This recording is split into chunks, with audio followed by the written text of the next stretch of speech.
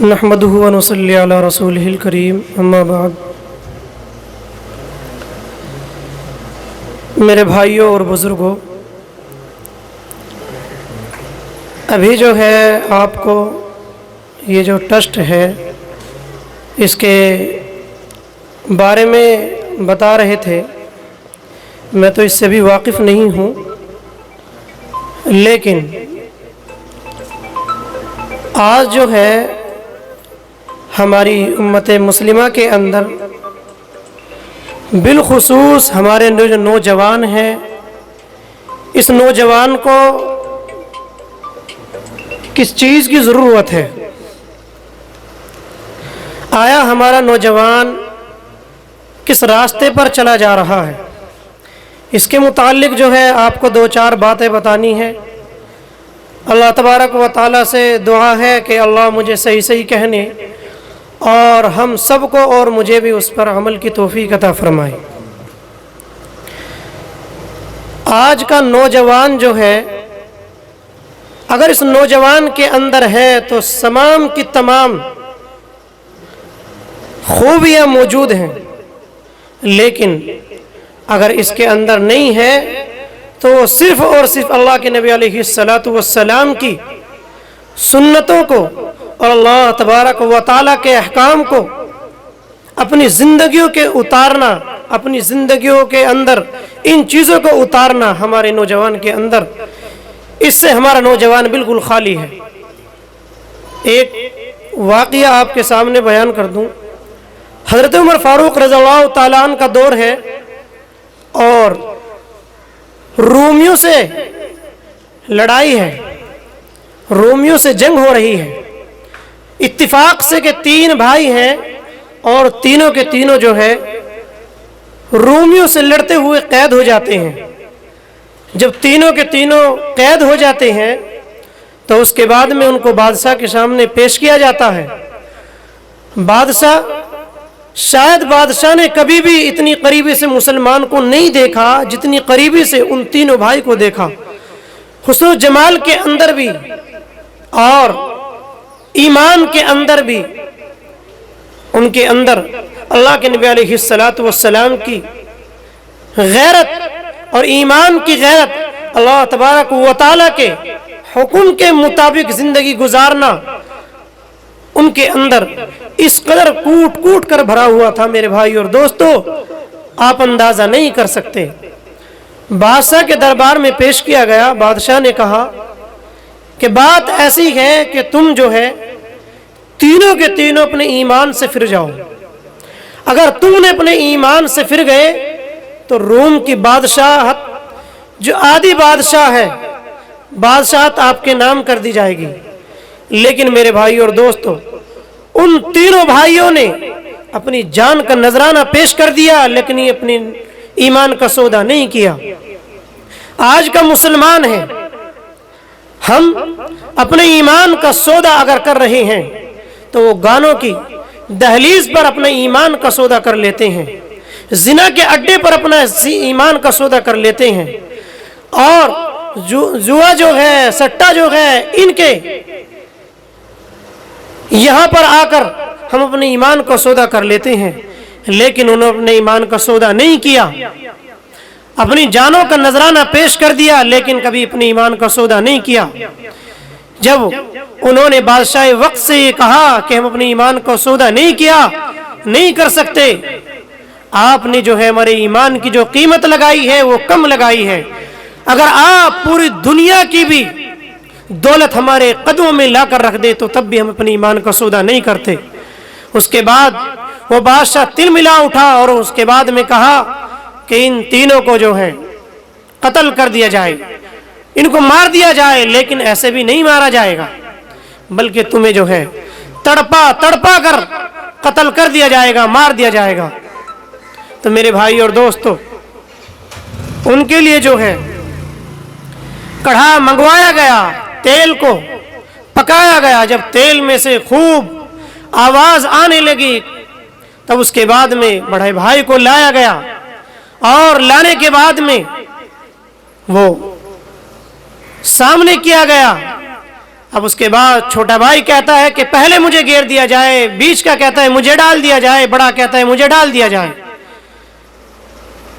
اسی تینوں کے تینوں آپس میں کہہ رہے ہیں، لیکن بادشاہ کہتا ہے کہ سب سے پہلے بڑے کو ڈال دیا جائے۔ بڑے کو لایا گیا اور اس کو جیسے ہی ڈالنے کے لیے تیاری کی گئی تو اس کے آنکھوں سے آنسو نکلنے لگے۔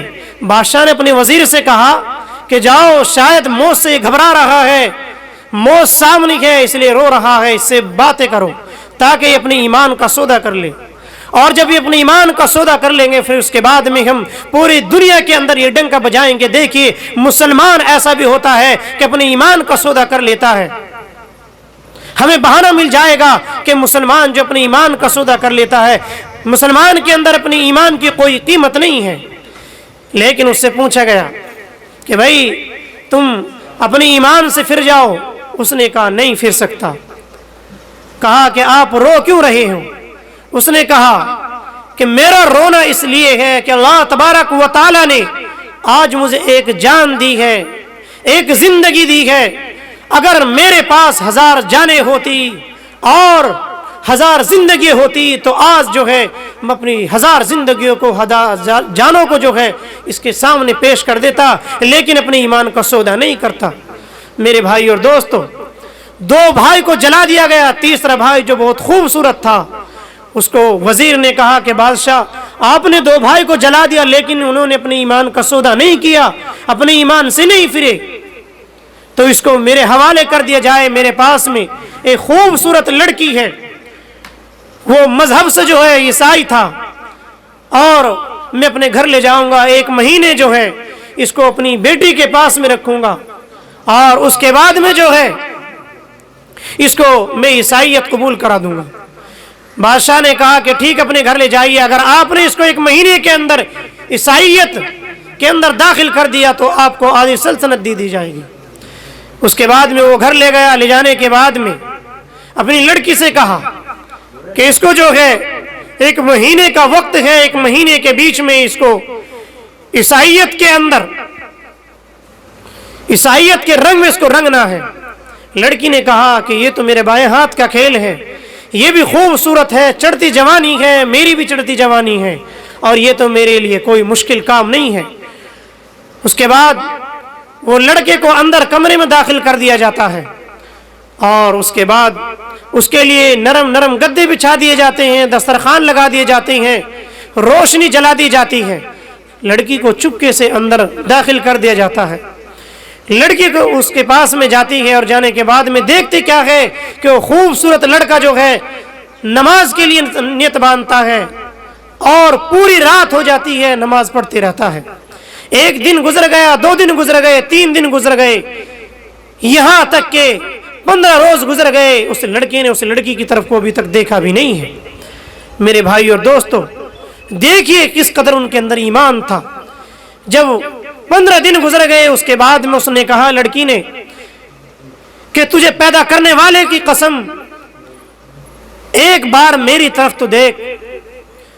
اس لڑکے نے کہا کہ جس کی آنکھوں کے اندر نبی علیہ الصلوۃ والسلام کی جلوے ہوتے ہیں، نبی علیہ الصلوۃ والسلام کی سنتوں کی غیرت ہوتی ہے، وہ کبھی ایسی عام لڑکیوں کی طرف دیکھتا نہیں ہے۔ اس نے کہا لڑکے نے کہ بتاؤ کیا کہنا ہے۔ لڑکی نے کہا کہ یہ بتا کہ یہ جو تو نماز پڑھ رہا ہے اور جس کی وجہ سے تو نماز پڑھ رہا ہے، جس کی محبت میں تو یہ نماز پڑھ رہا ہے، اس کا جلوہ بتا۔ جب اس نے اللہ کے نبی علیہ الصلوۃ والسلام کا جلوہ بتانا شروع کیا تو میرے بھائی اور دوستو، فوراً وہ لڑکی بھی بول اٹھی کہ مجھے بھی جو ہے آپ کلمہ پڑھوا دیجیے۔ اس وقت جو ہے اس نے اس کو کلمہ پڑھایا۔ آئے تھے مسلمان کو اپنے مذہب کے اندر تبدیل کرنے کے لیے، یعنی کہ اسلام سے پھیرنے کے لیے، لیکن خود اسلام کے گرفت میں داخل ہو گئی۔